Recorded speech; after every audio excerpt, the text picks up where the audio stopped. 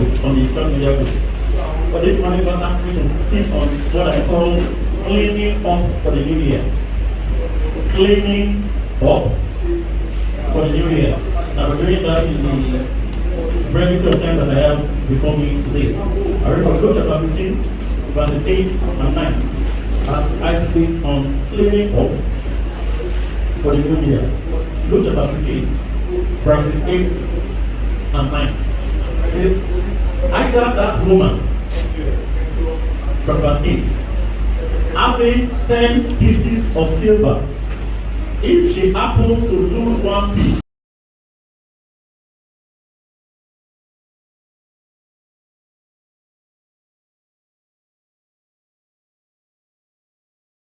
and sweep the house, and seek diligently till she finds it.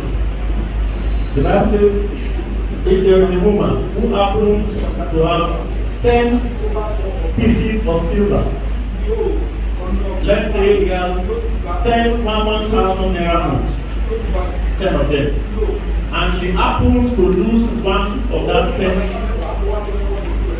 notes. She has lost one. How many does she have? She still has 9. And the Bible says that woman will go and look for a candle if there is no never light. And she will sweep the house and seek diligently till she finds it. How many women in the house will do what this woman has done? How many women? You will do it. And some men may not be careful to just one because they feel there are still 9 remaining. But if it's a woman's one cover cannot get lost.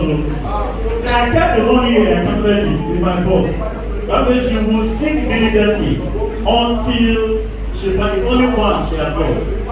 And verse 9 says after she has found it, that she will call her friends, she will call her neighbors together, and they will say, rejoice with me, for I have found the peace which I have lost. Clean up for the new year. Growing up in my house, there is a tradition, a practice to do every year. Once it is close to the new year like this, all the children are back home. Those who are come to the institution, those who are come to the boarding house, everybody returns home.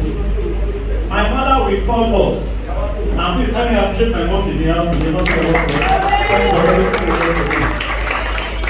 my mother will call us and give us a date and say tomorrow, next tomorrow, we are cleaning the house. As I we have been cleaning the house every day, we sweep every day. Every month we mop once a month. But once it's preparation to Christmas, my mom will say we are cleaning the whole house. And that time, every single part of the house will be cleaned. She will divide the work. You do this part, you do this room, you do this bedroom. Everything under the bed will bring out one by one and clean every corner in the house. Because we are preparing to enter a new year. And the idea is that if you want to enter a new year, you don't enter the new year with the debris, with the debts of the whole year. You enter a new year in a new state. The week before New Year, after Christmas, all the dirty clothes in the house will wash. What are we planning to do? Preparing to enter the new year.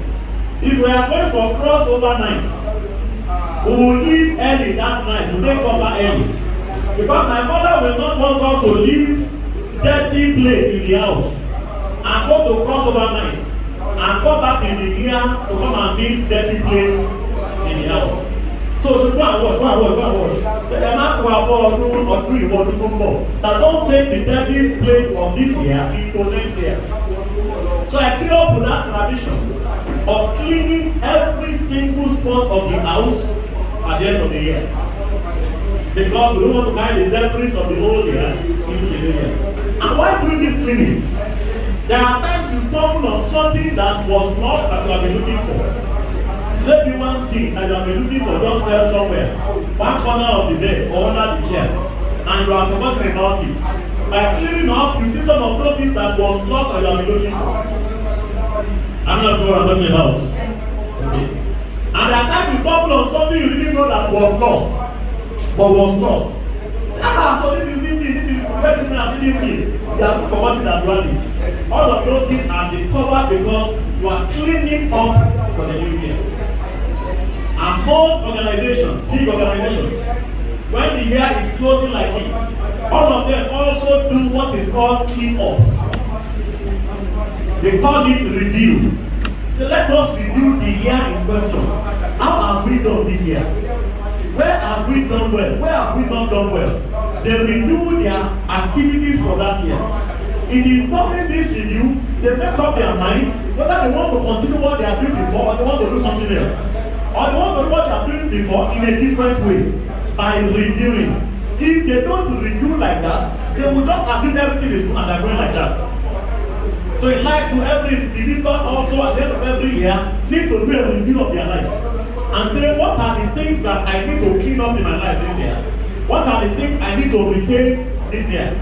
There are some of us, if you do clean up every year, you will stop some things during the year and start another thing in the new year.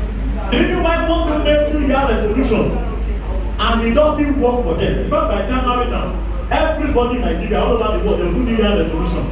Say this year, this is what I want to do, this is what I don't want to do. But those New Year resolutions will not last them more than 1 month. After 1 month, they have gone back to their old self. You know why?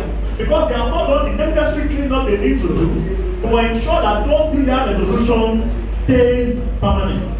It's like a farmer that wants to plant. When a farmer goes to the farm to plant, he first needs to clear the field. That's preparation for farming. After he has cleared the field, he will make ridges. That's preparation for farming. After he has made ridges, he will now plant. If he just enters a forest, he said they have asked us to plant, and he does not weed. He does not make ridges, and there are grasses everywhere. And he just make one small hole and plant yam. Make one small hole and plant cassava. All the existing weeds in the farm will kill what he has planted because he has not prepared well for the planting season. So every believer also, everyone alive needs to plan for a new year. In planning for a new year, you tell yourself, these things have worked, I want to continue with it. Or you tell yourself, these things have not worked, I want to stop doing it with them. There are so many big organizations, after reviewing their year, they have made up their mind that they are not doing what they were doing before, and they changed, and it became better for them. How many of you know LG? Life is what they produce. Television, sound system. LG started as a cosmetic company. It's true they were doing cosmetic LG. But after a particular year, when they did the review, they told themselves we can no longer continue with this. It's not profitable. And after reviewing their life, they made a new decision. And that is LG you have today. Netflix started as a DVD rental company. DVD rental. I don't know if your generation know what DVD rental is. My generation, when you want to watch movie, there was no phone. There was only a VCD and DVD player. So you have to go and buy a CD or DVD. I don't know if I have seen CD and DVD before. So you still know. You have to buy a CD and DVD or DVD to play. But you can't buy all the movies available. So after you have watched the one you have bought, you exchange with your friend. After you have finished exchanging with your friend and you have watched all the ones that your friend has, you still want to watch but you don't have money. You now have what they call DVD rental clubs, where you go and register to rent video to watch. So you go there like you are going to a library. You register per month. After you have registered maybe 100 naira per month, you rent the video maybe 10 naira for 3 hours. So you now go and pay to rent video to go and watch. God bless you if you rent for 3 hours and never take light. And you can't watch for 3 hours. You pay for another 10 naira. How many of you were alive at that time? You did some of that thing. Okay, yeah, okay, you don't know. So Netflix started as a DVD rental club. All they were doing was people were coming to rent. After a particular year, they thought that what they were doing, their income was coming down because there are now people that can watch movie on phones. So they had to change what they were doing before after reviewing. Take what they were doing before from renting DVD to making soft copies of videos available online for people. And this is what they are for me. If they have not changed their line of business, they were still doing DVD rental. How many of you will patronize them today? Nobody. They will plan. So most people in life who don't renew their life And the only thing they do at the end of every year is pray. Not this one that we are doing in this church now. That we are teaching about the meaning of life. So many churches are not doing this one. You know what many churches are doing? Last minute miracle. Say this is the 11th hour miracle. God must do something. And I've told you during the year that it's only people who don't know what they are supposed to do between January and November that puts God under pressure in December. God has been in existence January. They didn't put him under pressure. February, March. It's now 1 month to go. You are putting God under pressure. It means you have not done what you are supposed to do before. It's like a student preparing for examination. If a student is preparing for examination, he starts preparing from the first day of resumption. First week of resumption. Everything that was taught in school every day he reads. Everything taught in school every month he reads. By the time the exam is getting close, he has fewer things to read. But if first week of resumption, he did not read anything. First month of resumption, he fails to read. Second month of resumption, he fails to read. Third month of resumption, he fails to read. When the examination timetable now comes out, since it is in 2 weeks' time, he fails to read. The night of the examination, he wants to cover everything. Now he will read. You put himself under pressure. You take a bucket of water, put his leg inside a bucket of water in the middle of the night. Put cover inside water, wrap it around his head. Use Panadol so that will not sleep. He is putting himself under pressure to do what he's supposed to do from the beginning of the semester in 2 hours. It doesn't work like that. The same way that student will fail, no matter what prayer he prays.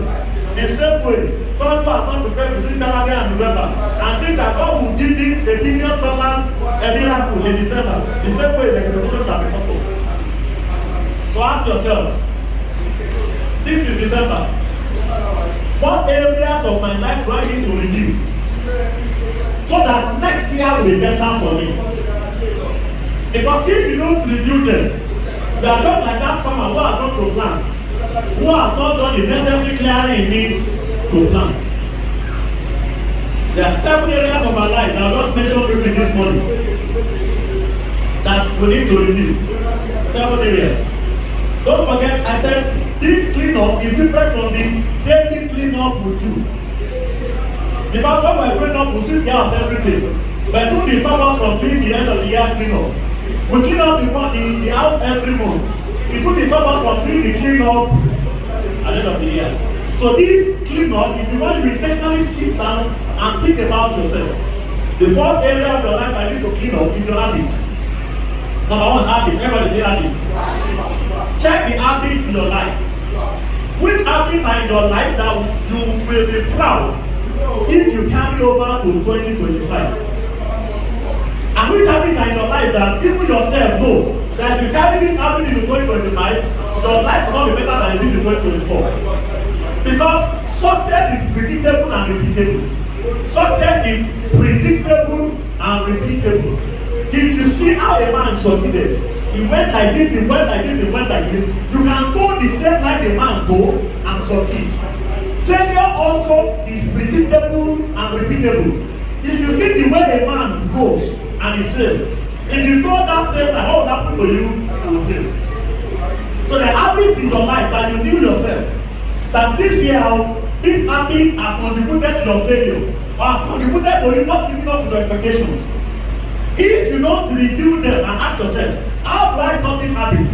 And you carry those habits into 2025, the same thing that happened in your life in 2024 and the same thing that will happen in your life in 2025. If you want to change the things happening in your life in 2024, check the habits of your life in 2024. You refuse to check the habits, you already know the expected results in 2025. So look at your life.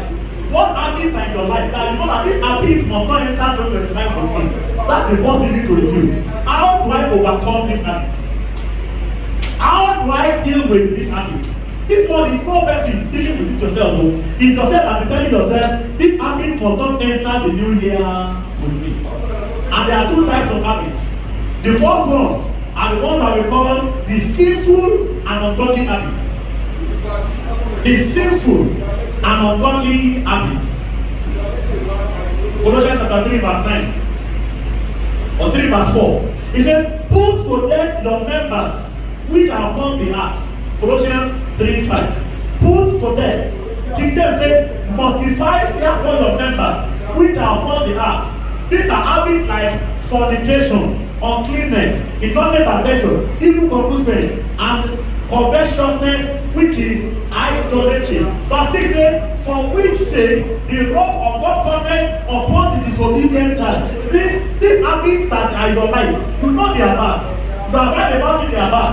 Every time they preach about that they are bad, but they are not changing. He said it's because of these habits that the wrath of God is coming on the children of the disobedient. Galatians chapter 5, from verse 19, has a list of all of those habits too. He said, now the works of the flesh are manifest, which are these. Galatians chapter 5, verse 19. Now the works of the flesh are manifest, which are these: adultery, everybody say one. Fornication, say two. Uncleanness, lasciviousness, idolatry, witchcraft, hatred, variance, emulation, wrath, strife, seditions, heresies, envies, murders, drunkenness, revelings. He says, and such like it. Those 17, how many are in your life? Some people they are fast very well, 16 over 17. Everything present in their life. And as the Bible study with it, I took this one by one, and we'll explain what each of them means. Sinful and ungodly habits. The need to sinful and ungodly habits is the devil deceive you to make you feel that nobody knows in church. You are really underground, nobody knows. The senior pastor is nice spiritually, God has not revealed to him. The assistant pastor is nice spiritually, God has not revealed to him. Reverend Oka is nice spiritually, God has not revealed to him. And you are enjoying those things. Those are things you be careful of. Anything you are enjoying, and then nobody in church knows about it. That's the worst kind of sin. You are about to learn already. The first type of habit are the sinful and ungodly habit. The second type of habit that you need to deal with are the unreasonable and unproductive habits. Unreasonable and unproductive habits. These ones may not be sinful, they may not be ungodly, but they are just unproductive in your life, although they are not sinful. Doing them may not mean you are committed sin, because the Bible did not say they are sins. But doing them is affecting your life and affecting your productivity. So think about it. What habits are in your life that are affecting your productivity and are affecting your productivity this year? Paul says, all these are experience for me. He said, I have the right to do everything I want to do, but I can't do everything I want to do, because not everything I'm productive to do. Look at your life. What habits are in your life that are not sinful, but they are not productive? Doing them does not mean you are committing sin, but doing them is affecting your destiny negatively. So, for example, one of such habits is oversleeping. Just one of them. There are so many of them. Is it a sin to sleep too much? Of course not. The Bible did not tell us how many hours we need to sleep in a day. And these are not sin. That doctor has just done more than time. Pastor, I go and every day. They are not sin. When the Bible says you must sleep 5 hours or 7 hours a day. But though somebody can sleep too much. So in Proverbs chapter 6 verse 4, the Bible says, if not sleep to thine eyes, nor slumber to thine eyelid. Don't sleep too much. The medical people say the number of hours you sleep in a day is about 8 hours. And they change it. You sleep 8 hours. So if the number of hours you sleep in a day is about 8 hours, that means somebody can sleep 10 o'clock and wake up first time 6 o'clock. That is 8 hours. Somebody will now sleep 10 o'clock and wake up 6 o'clock. And in the afternoon he says, I want to start siesta and still do another 2 hours. Then later in the evening say, I want to catch nap. And that nap another 1 hour. Sleeping 8 hours a day already means if there are 24 hours in a day, you have slept 1/3 of the day. 1/3 of the day. That means if there is 365 days in a year, and you regularly sleep 8 hours in a day, out of the 365 days in this year, you have slept 123 days away this year. And you are like this, you have slept for 123 days out of 365. Then you still want to do extra sleep. And then you will have slept like 200 days out of 365 days. And you are wondering why your life is like this. God said he's wondering why your life is like this. Because you are giving your time too much to sleep. Verse 9 of that Proverbs chapter 6. He says, how long will you sleep? Ask the neighbor for me, how long will you sleep? He says, how long will you sleep? Oh, slumber. Chapter 6 verse 9. He says, when will you have eyes from your sleep? I know I tell you about people who sleep 8 hours at night and that siesta and take nap. Some people, that one is not enough for them. Even in church on Sunday morning, pastor is preaching, she's sleeping. Some are so perfected the act of sleep that they can sleep and their mouth is still moving till they are praying. In 9 minutes, somebody is doing like this. Somebody long and he's doing like this. It only takes a conscious usher, sensitive usher to know he has slept. And the usher will tap him like this, that, you know, I'm not sleeping. And then like this. Who are you deceiving? Go and call the usher. Or yourself. He said, oh, sluggard, how long will you sleep? Verse 10 says, a little sleep. Verse 10, a little slumber. A little sleep. A little slumber. Verse 10, are we together? A little sleep. A little slumber. A little folding of hands. Verse 11 says, so shall poverty come upon you. Hey! Bible says prayer cannot help you this little much. Poverty will come upon you.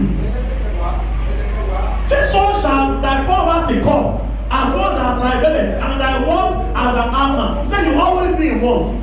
Just because you are sleeping. It's not a sin. That's an unproductive habit. So sleeping too much is an invitation to poverty.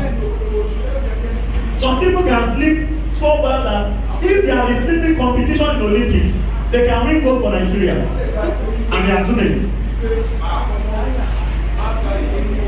So the second type of habit is unreasonable and unproductive habit. Habit like laziness. Unreasonable and unproductive habit. Laziness. He just sit down and not doing anything. You see that? No, there are some people that can prepare for sickness. Sickness has not come, but laziness will make them prepare for sickness. The way my body is feeling this morning, it's like I want to have malaria. He has not had malaria. This one is pressure to malaria 101. So the way he's doing it, this is how he does when I want to have malaria. And so you not go to church.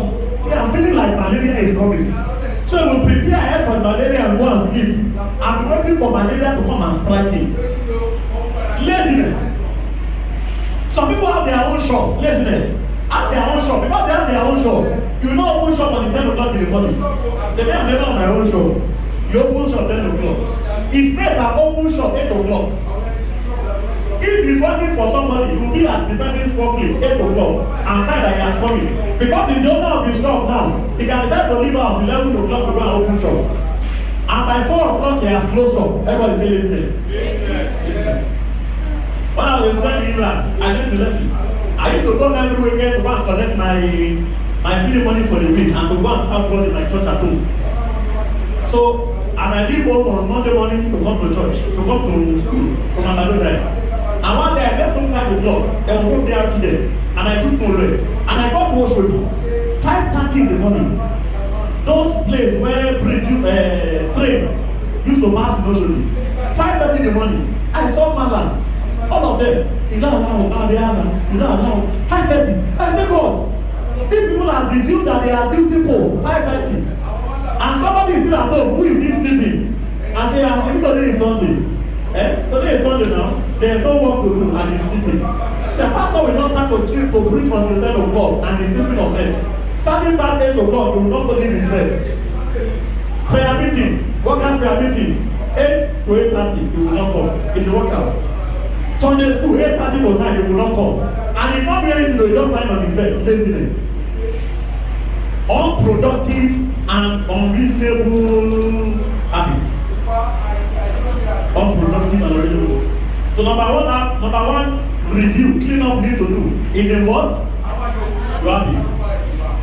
The second clean up you need to do is in your relationship. In your relationship. Check your life this year. All the relationships you have kept, which one has moved your life forward? and which one has put your life backward? All the people you have related with this year, which one has benefited your life? Which one has destroyed your life? Most people don't think about relationships as something you need to review. You see a relationship that is causing havoc to your life from time to time, causing havoc to your life, and you are telling yourself, already because the moment you see, say is my friend, there's no way I want to push him. It's a lie, you can push him away. There is no covenant of friendship for eternity. Take your label. There is no covenant of friendship for eternity. You are my friend when you are my friend. You are no longer my friend when you are not doing things that are put my life forward. Life is like Facebook. The same way you can accept people's friend, you can unfriend people. Say this one is activities in my life and not moving my life forward, your friend. Most of the terrible things that teenagers and youths have done in their life is somebody they call friends that put them in it. Not an enemy. If you see a youth who is not smoking before, who has started, who now start smoking, if you ask him, how did you start smoking? He won't say, I just went to the woman selling cigarettes. I said, give me one, let me just taste out this thing and start smoking. So that's how it starts. If one friend that say, yeah, AC, come and take this thing now. You cannot die, you will not die. If you say, hey, my mind, I don't worship about. Just taste the thing and it takes one time. Don't leave it out. It takes second time. By the time he's testing the 10th and the 15th time, before 3 months, he's doing 5 6 a day. Who took him there? So ask yourself, what activities are the friends in my life contributing to my life? The people I call my friend this year, are they moving my life forward or they are moving my life backward? Can I tell you that there are 4 types of friends? Say there are people that when you move with them, they multiply your life. You don't notice that by the time you begin to move with this person, things are just working very well for you. Everything I do are just working. Either it's just an information he's giving you, or it's just by his relationship with you or your relationship with the person, things are just working for you. There are some people that divide your life. Every time they come into your life, things are just reducing.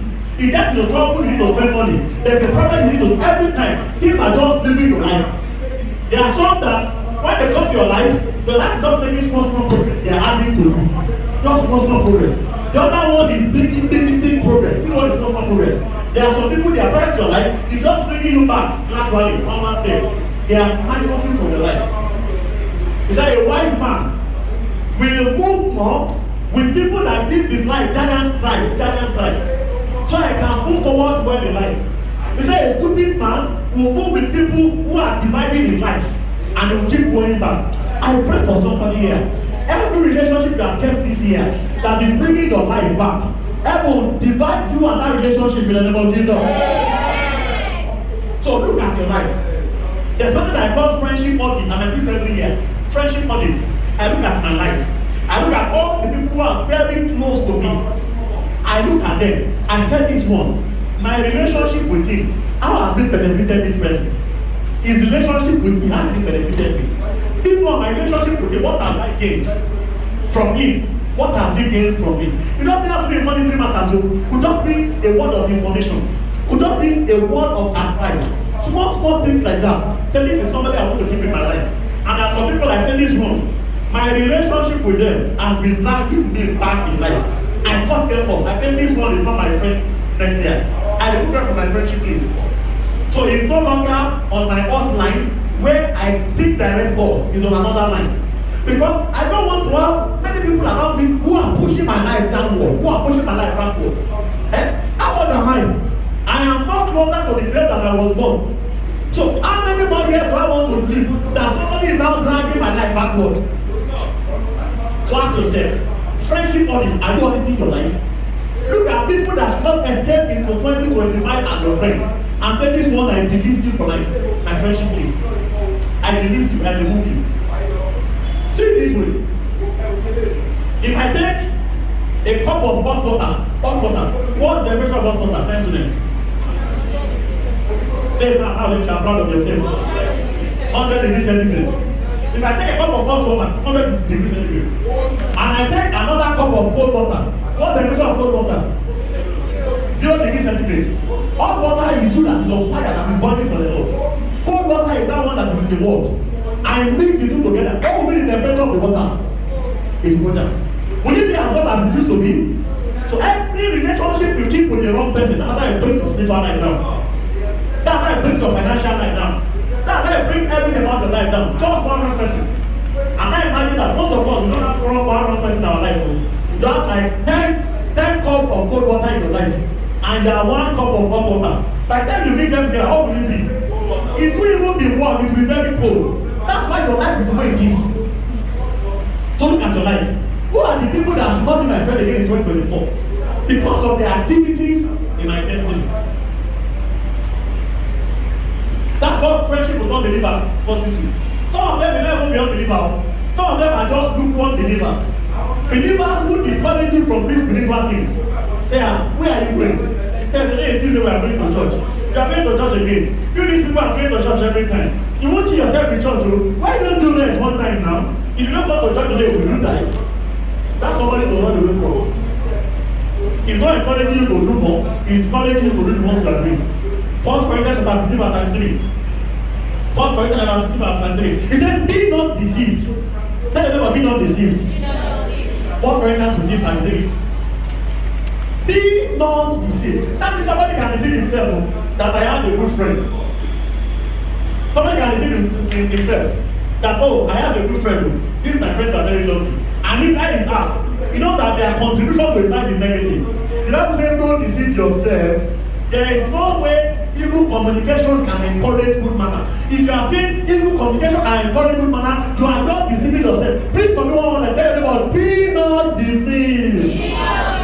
Evil communication will corrupt your good manners. That's what the Bible says. So review your friends list. Review your relationship. Review your mentors list. You see, young people today, believers, ask them, who are your mentors? Who are your role models? The name they will mention will surprise you. They will mention names of social media influencers. Mention names of celebrities.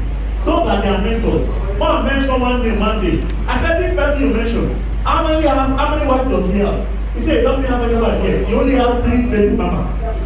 And that's your mentor. 3 baby mama. That's your mentor. And you are praying that you'll be greater than your mentor. They can't answer that prayer. Your mentor is on Facebook. They are calling him out everywhere. That his news are all over the place. And he said, it's a mistake now. Shebi is my friend that did it. And that's your mentor. Review your relationship life. Number 3, review your thought life. Review your thought life. What kind of things are you allowed to pass through your heart? What kind of things are you allowed to pass through your minds? The devil cannot overcome a man until he has overcome his first life. The devil cannot overcome a man until what? Until he has overcome his first life. So there's always a war going on in everybody's mind.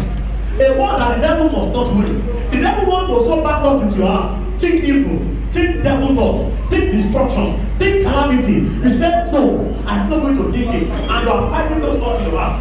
And you don't fight thoughts with thoughts. You fight thoughts with words. You don't fight thoughts with thoughts. You fight thoughts with what? With words. The devil say one stupid thought in your heart. You don't allow it to say, I come against you in the name of the Lord. I cast you out. That shall not happen to me in the name of Jesus. Speak it out. Let the devil inside there and every part of the body hear it. Devil is telling you how. The way 2024 is for you. That's what 2025 is going to do. In fact, 2025 is going to worse than 2024 for you. And you say, he did this, so he has overcome you. He has won you already. You fight against every demonic thought and say, that is not for me.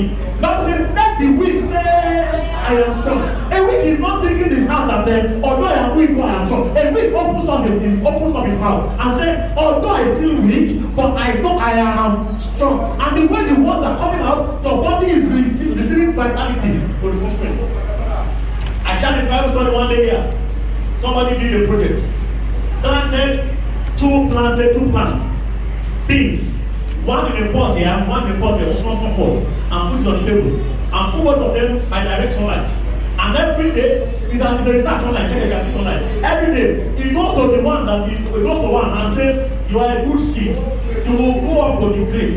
You will yield good fruits. You will bless many nations. He goes to the second one. He says, you are a bad seed. You cannot survive.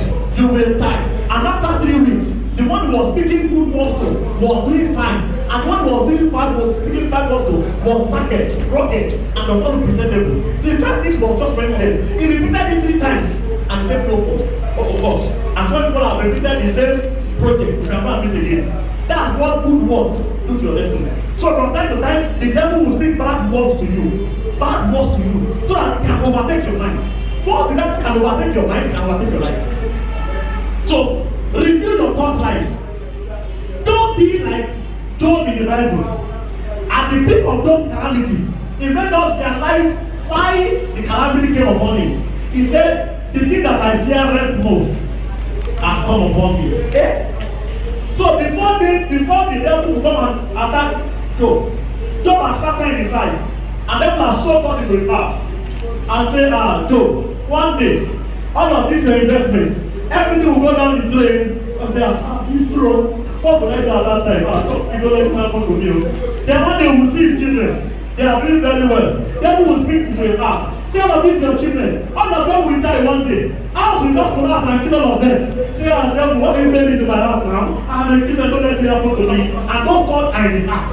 And his heart. That's why the book of Job.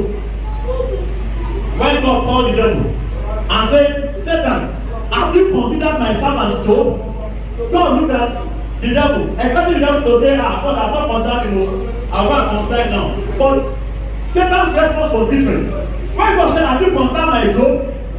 Satan, my servant Job, Satan answered him and said, Job, is it not because you have put an edge around him? That means that ever before God called Satan to go and consider Job, Satan has been considering Job. He has put all of those thoughts in his heart.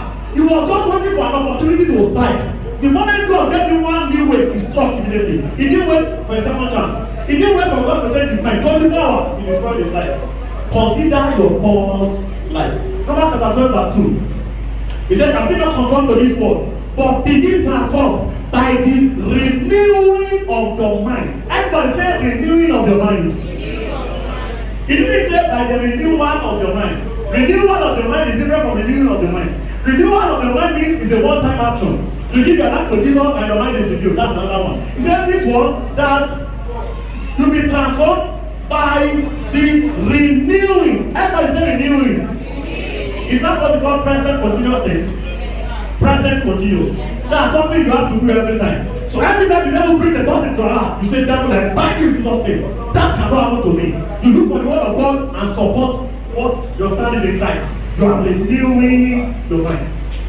There's a popular verse we always quote. 2 Corinthians chapter 10 verse 4. 2 Corinthians chapter 10 verse 4. It says, for the weapons of our warfare are not carnal, but they are mighty through God. So the pulling down of strongholds. I know we call these scriptures 4 times over the deliverance service. Say, for the weapons of our warfare are not carnal. And we call it for deliverance service. It's not for deliverance service, so it's for renewing your mind. It says, but mighty through God. For the pulling down of strongholds. What are those strongholds? Check verse 5, the next verse. So what those strongholds are? Casting down imaginations. Everybody say imaginations. What is imagination? Something you have imagined in your heart. You can imagine and imagine evil, and the imagination becomes so strong that it becomes a stronghold. So you need the weapons of warfare to put them down. And these imaginations are not passive imaginations. The Bible says they are high things that exalted itself against the knowledge of God. It's not what God wants to happen to you. It's not the spirit of God for your life. It's that that sweat into your mind and you accept it. I've told you about here before. The way the devil puts thoughts in people's mind. If you watch Manzaya movie, come my sister, come. If you watch Manzaya movie, yeah, see like this. See like this. You watch Manzaya movie, and then the devil will come. They want to put the thought in the hands of this sister.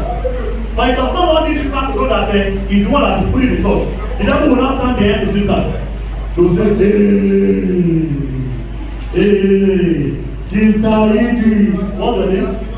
Sister Joy, you are looking beautiful today. Oh. Look at that pastor's seat. He left his phone on the chair. He's not looking at it. Pastor Mrs. is not looking at it. Even though the pastors are not looking at it. If you just pass like that, when we are greeting ourselves and shaking ourselves, you can just take the floor and nobody will see you. How many of you have seen those sisters before? That's how the devil shows thoughts to somebody's heart. And the time the devil is showing that thought, he's already building a stronghold. He's building a stronghold.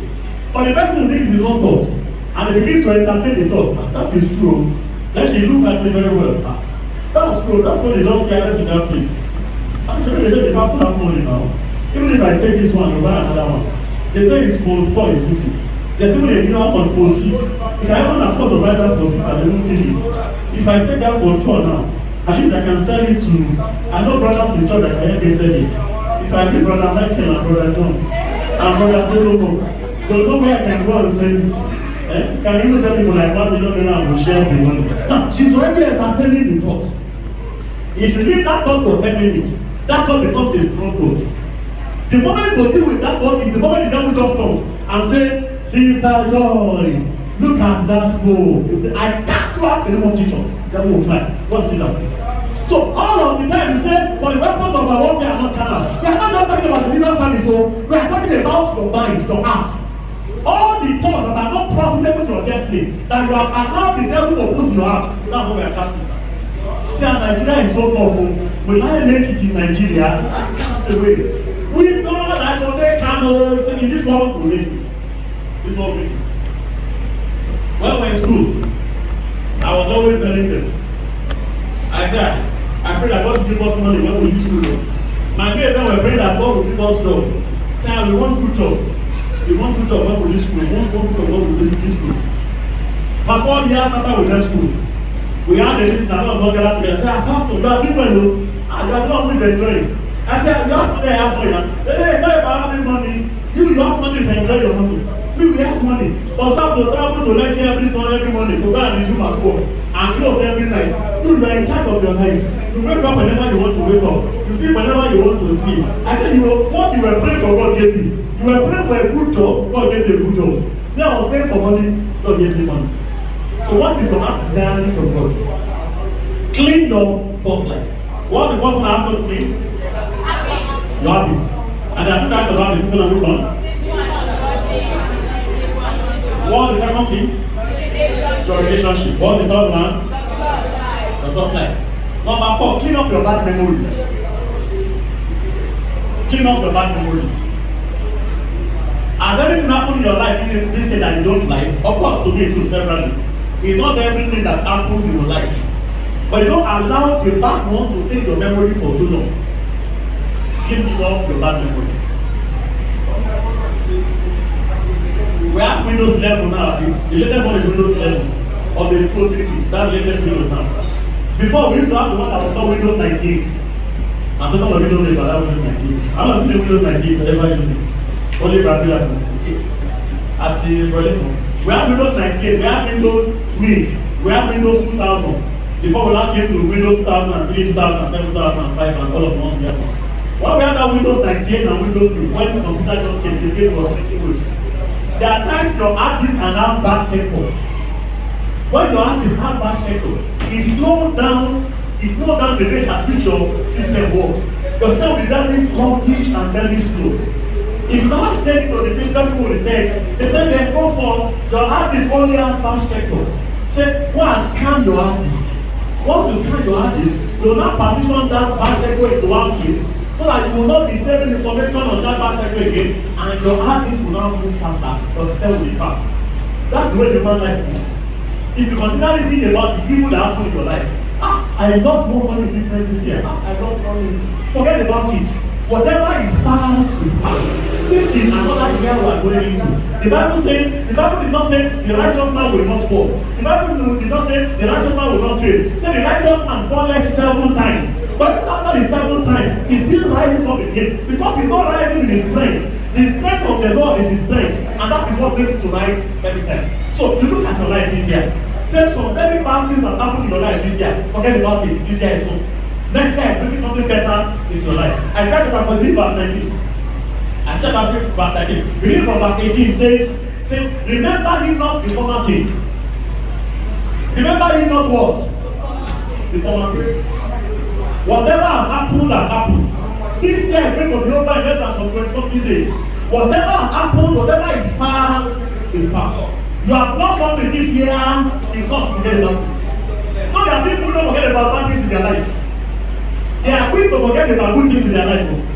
When good things happen, that's not for generally. When good things happen, when good things happen, people forget, no. When bad things happen, people will never forget. In fact, when you begin to remember good things, people think that you are crazy. When you begin to remember good things. So, for example, if somebody buys a car last year, December, and he came to give testimony, God provided the car for me, I got the praise the Lord, will say praise the Lord, hallelujah. And then today again, he comes and say, I have testimony, ever be you know, I don't go and say hallelujah. So what has the Lord done? He said today it makes it 1 year that I bought my car. How am I going to look at it? This one is not serious, right? The next year, December, he said, I have testimony. So today it makes it 2 years that I bought my car. If you come December after a year, Pastor will say, collect the car from me. You don't get everything one talk. This is 3 years, I give you testimony about the car. But maybe what happened? If last year, December, somebody bought the car, and the car had accident and killed his wife. And this year, the person start crying. My wife died in the car accident last year. Everybody will hang around him and support him. If next year he still cries again, 3 years, 10 years later, he still cries, so what's wrong with him? Say 10 years ago, 10 years ago, 10 years ago, the car, my wife died. Everybody will hang around and support him. Because men always celebrate bad things than good things. Tell your neighbor, don't celebrate bad things in your life again. People will think it's right for him to born after 10 years. But it's not right for him to tell you after 10 years. Forget your bad memories. Isaiah 43:18, he says, remember ye not the former things. Preach for me. Tell your neighbor, remember not the former things.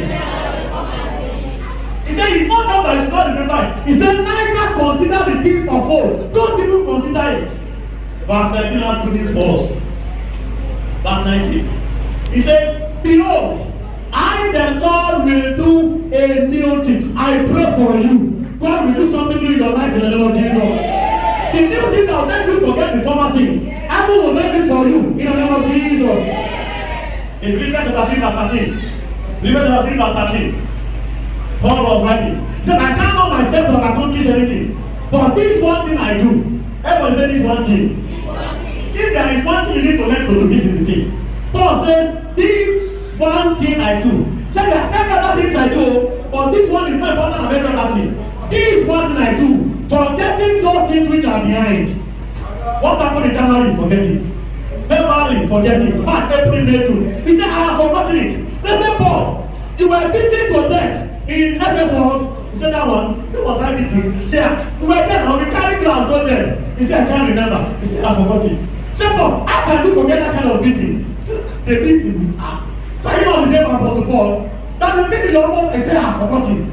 Say, I am reaching forth to those things which are before. Why? Because the things that are before are far, far, far better than the things behind. So forget your bad memory. Know the story of Terah in the Bible. Tell us what I know. Terah, the father of Abraham. Everybody knows the name of Abraham. Not everybody knows the name of Terah. If Abraham was living today, his name would be Abraham Terah. Just like your name is your name or your father's name. His name would be Abraham Terah, because his father's name is Terah. Terah took Abraham, took some people, said let us go to the promised land. The promised land that Abraham was going to, was Terah was to go there. And Bible says he was going. And he got to a particular place. And when they got there, he rested. Just like the last house. When they got there, he rested. And he could not move again. He got to Aram and stayed there. Genesis 11, the last verse. And he could not move forward again. And they said, let us go. He said, I can't go. The past was holding him down there. And the days of Terah were 205 years. And Terah died in Aram. Because when he got to Aram, he looked at Aram. Where is Aram? Aram is the name of Abraham's brother, who went to go and start a big village. And the village became mighty. And the man died. And this was the first time Terah was get there. And he got there, sir. So my son built all these houses. And he still died. Death has killed my son. Hey, death has killed my son. You are the wives. These are the children. Death has killed my son. And he wept and wept and tied with Anna. And he could not pursue the vision he had again simply because he was tied down to a bad memory. I pray for somebody here. Every bad memory of 2024 that wants to enter the 2025 with you, everyone remove it from your head in the name of Jesus. At times, sometimes just want to pray through, so we don't have to pray it honestly. Number one now. Number 5, review your time. Review your time. How have you spent your time this year? Have you spent your time productively or you have wasted your time? There are 24 hours a day. 24 times 365. Somebody do that for me. 24 times 365. How many hours is that? Use your calculator. I don't trust everybody. I don't trust it. I'm saying it on the line. Use your calculator. 6,000, 8,000, 760, 8,760. So there are 8,760 hours in this year. Multiply by 60 again. 8,760 hours in this year. 525,600. 525,000 minutes in this year. Out of those 525,000 minutes, if you spend 250,000 of it, half of it judiciously, your life will be better than this. Just half of the time in this year, your life will be better than this. But people don't plan their time. And if you don't plan your time, the devil will waste the time for you. If you don't intentionally plan your time, the devil will waste the time for you.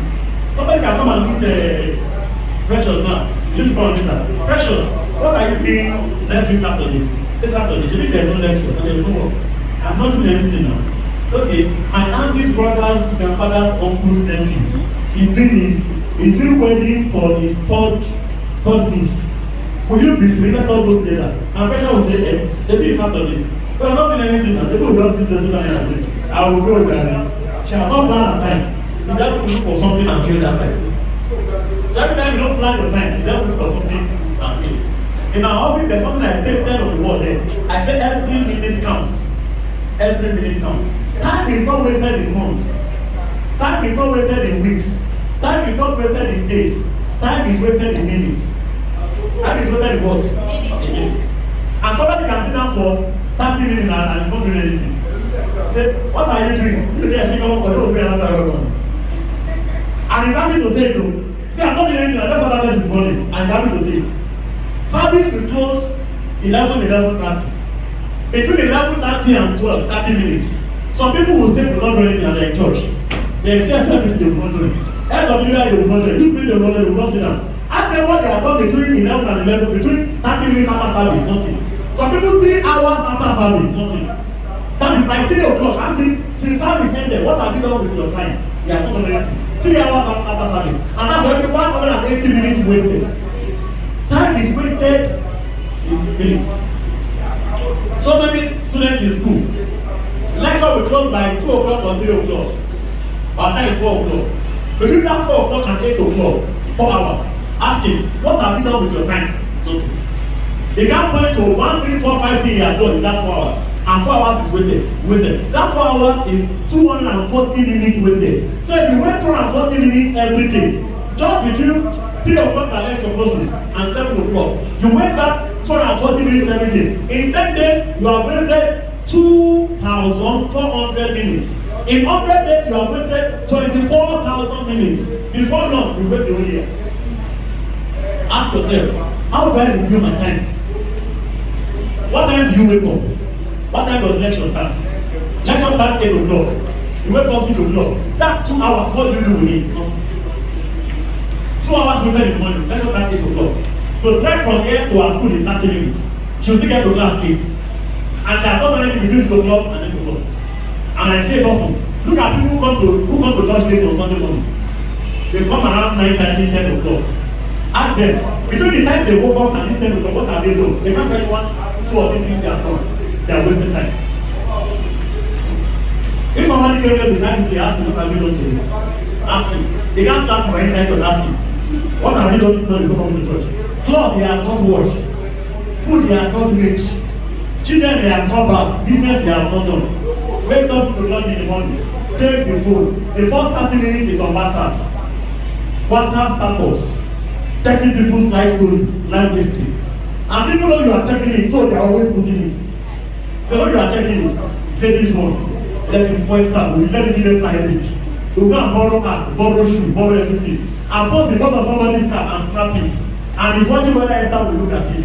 3 minutes later, Esther has checked it. Say, come and say I told you to check it. She has seen it. And she said, no, why is my life like this? No, why is my life like this? See what my mates are wearing. They have cars there, and you are putting yourself under pressure. Time that you should use to do more important things. Some of you don't know the idea behind modeling. Modeling is somebody, the man modeling starts.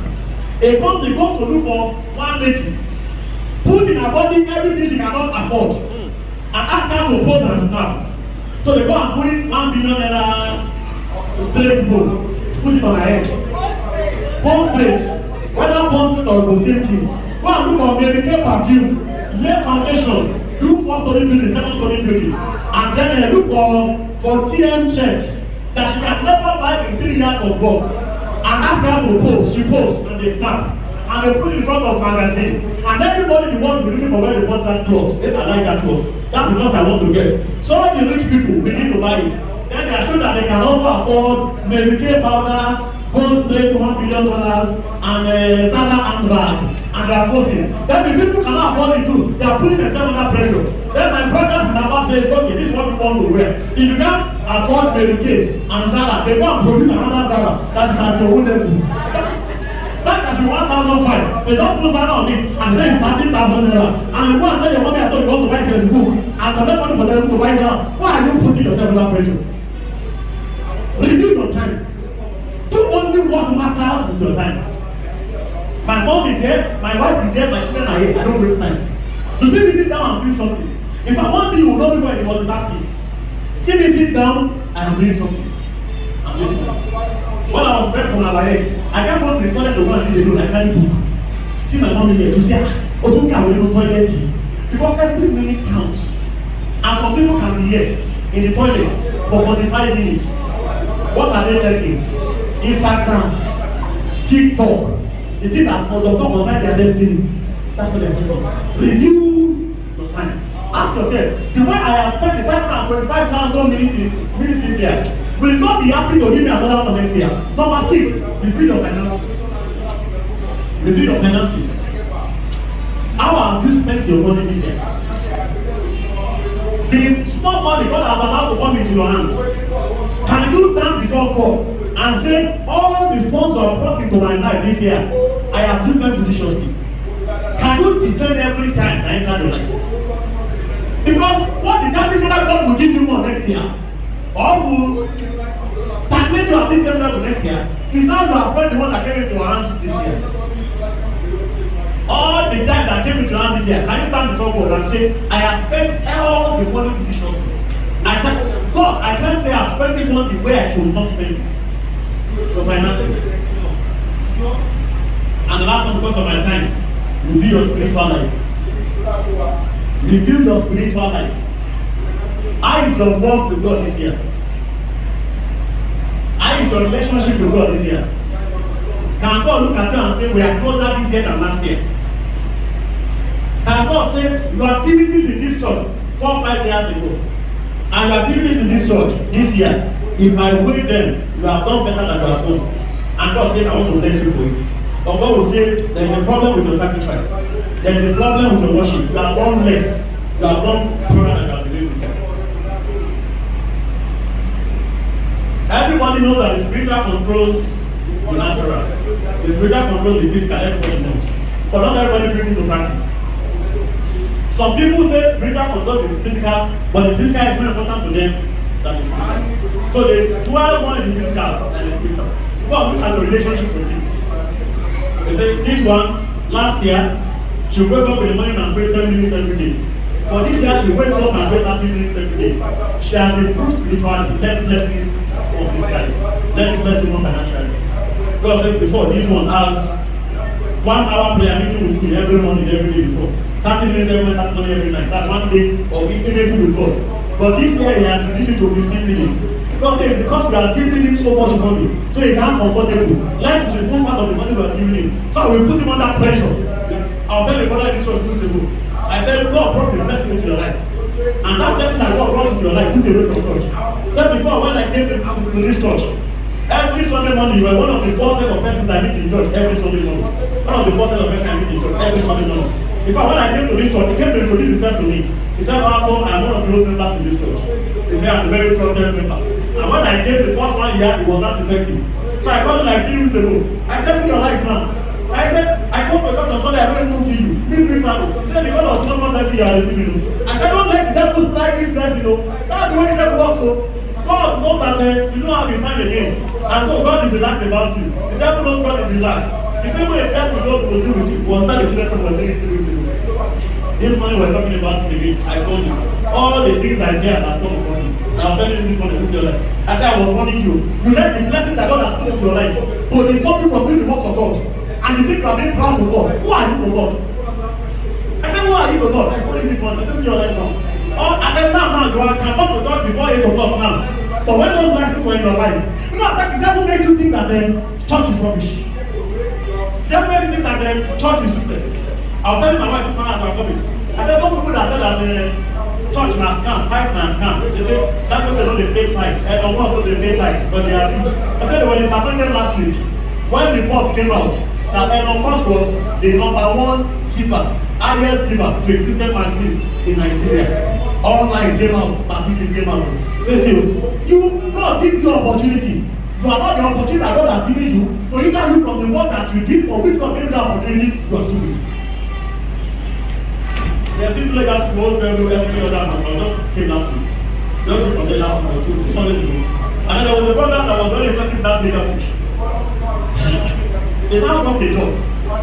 Before he lost his job, very dedicated, very serious with God. He now got the job. So when we were in outreach, so I now called him. He told me that, "Pastor, I'm not able to come to the outreach." I said, "Why?" I said, "You know, now this is my work. I will close late. Now that will not give me time to leave the office. By the time I close, it will be too late. It will be too late to come to." I said, "You want to use the devil to use simple English to destroy your life. Before God provided the work, you have time to come anywhere. Now that God has now given you the work, you don't have time for the outreach." I said, God, the sign you are telling God is that is the work you are giving me that will stop me from doing the work I'm doing for you before. So if God now wants to do the work you are doing well before, what will you do? You will take the work you do now. But your life will get to that level in the name of Jesus. Some people have these academics, so it's not the work of God in their life. Some students are here in their church at home before they came to school. In their church at home, very effective. Before the pastor counts 3 persons, you mention their name. That these are my most trusted member in this church. They came here, they came to hide because nobody knows them. So they say, "This pastor does not know." They came to hide. Keep hiding. Preach from the tell them to keep hiding. The pastor does not need to know you. It's like somebody that gets a transfer from UPA in Ikeja to UPA in Uniland. And he feels that the manager does not know him and he wants to hide under the counter. Let him hide. At the end of the month, the one salary at me, the salary is coming. God will give you what you deserve. Your spiritual life has to say, review it. What have I done this year? What do I need to do better next year? In my relationship with God, the way I pray at home, the way I have my devotion at home, the way I attend church services, whether I come early or I come late. You know, some people in this church, I said before, that you say, I'm not seeing you church. They say, one of my friends invited me to our church. So I went to our church. I said, "Hey, you have been in this church for 3 years. Your friend will invite you to our own church. You have invited your friend to this church before. But your friend can carry you from your place of permanent assignment because you are useless. See, you are not taking what you are doing in church seriously. Say, "Stop carrying that of two pastor." So if you are not there, there are people who sick and they drag you to their own church. But if you are not dragged them here, keep doing it. Next year, God is waiting for you.